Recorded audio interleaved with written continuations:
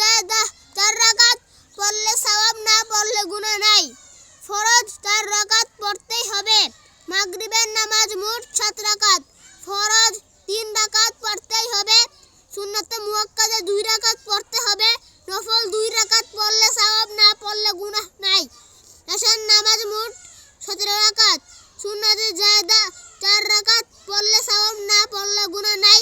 ফরজ 4 রাকাত পড়তেই হবে। সুন্নাতে মুআক্কাদা 2 রাকাত পড়তে হবে।